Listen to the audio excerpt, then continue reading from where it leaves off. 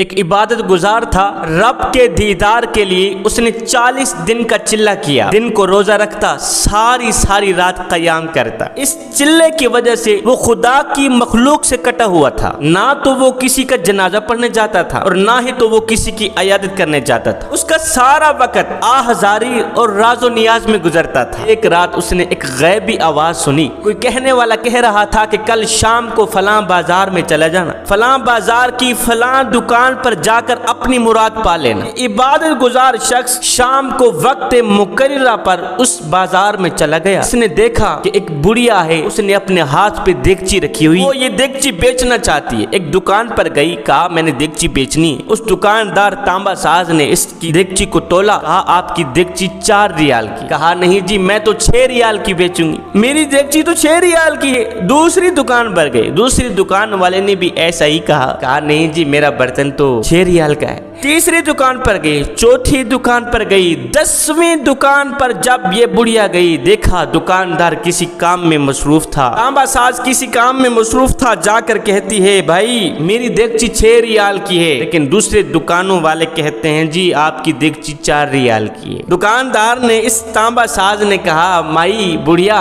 آخر تو اپنی دیگچی 6 ریال کی ہی کیوں بیچنا چاہتی ہے؟ اس نے اپنی دل کی بات نکالتے ہوئے کہا، بڑھیا نے دل کی بات بتاتے ہوئے کہا بھائی 6 ریال کی بیچنے کی وجہ یہ ہے کہ میرا ایک بیٹا ہے جو بہت ہی زیادہ بیمار ہے، بہت زیادہ بیمار ہے۔ حکیم صاحب کے پاس گئی دوائی لینے، حکیم صاحب نے ایک نسخہ لکھ کر دیا ہے جس کی قیمت ہے 6 ریال، اس لیے مجھے 6 ریال کی اشد ضرورت ہے۔ تانبا ساز نے کہا کہ دیگچی میرے حوالے کرو میں ذرا دیکھ لوں۔ دکاندار نے دیگچی دیکھی، دیکھ بھال کرنے کے بعد کہا بڑھیا آپ کی دیگچی تو اتنی بڑی قیمتی ہے کہ بہت زیادہ، آپ کی دیگچی بہت زیادہ عمدہ ہے، اچھا اس کی قیمت میری دکان پر تو 25 ریال ہے، میں تو 25 ریال کی ہی خریدوں گا، میں کیوں کسی کا حق ماروں؟ یہ سنتے ہی بڑھیا نے کہا بھائی آپ میرا مذاق نہ اڑائیں، آپ مجھے 6 ریال دیں، مجھے جانے دیں، مجھے جلدی میں نے بیٹے کا علاج کرنا۔ نہیں مائی بڑھیا مذاق نہیں کر رہا، آپ کی دیگچی واقعی بہت زیادہ عمدہ ہے، قیمتی ہے، لہٰذا اگر مجھے دینا چاہتی ہیں تو میں تو کسی کا حق نہیں ماروں گا، میں تو تجھے 25 ریال ہی دوں۔ اس تانبا ساز نے دکاندار نے بسم اللہ پڑھتے ہوئے 25 ریال اٹھائے، بڑھیا کے ہاتھ میں تھما۔ بڑھیا نے مسکراتے ہوئے دونوں ہاتھ اٹھائے، عرض کی مالک میرے بھائی کے مال جان روزی رزق میں برکتیں عطا فرما۔ دعائیں دیتی گھر کی طرف چلی گئی۔ یہ عبادت گزار کہتا ہے میں اپنی ان آنکھوں سے دیکھ رہا تھا، کانوں سے سن رہا تھا، دوڑ کر آیا تانبا ساز کے پاس، اوے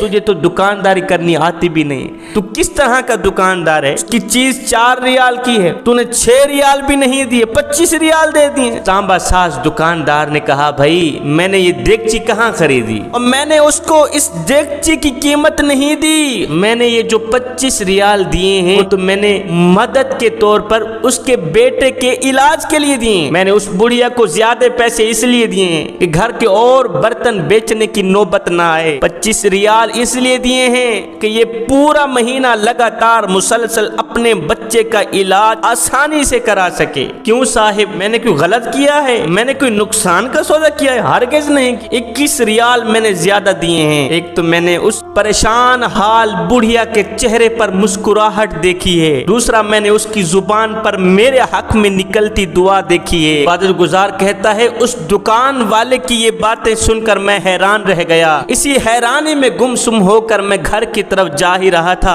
اتنے میں پھر سے غیب سے آواز آئی، کوئی کہنے والا کہہ رہا تھا او عابد چلہ کشی سے آج تک کسی کو اللہ کے دیدار کا شرف نصیب نہیں ہوا، اگر تم اللہ کو پانا چاہتے ہو، اگر تم اللہ کا دیدار کرنا چاہتے ہو تو پھر 4 کام جلدی سے کر لو۔ نمبر 1 گرتوں کو تھام لو، نمبر 2 غریبوں کی مدد کرو، نمبر 3 مسکینوں کو کھانا کھلاؤ، نمبر 4 ضرورت مندوں کی ضرورتوں کو پورا کرو۔ جب تم یہ 4 کام کرو گے اس وقت تم ہمارے پاس چل کر نہیں آؤ گے بلکہ ہم خود چل کر تمہارا استقبال کریں گے۔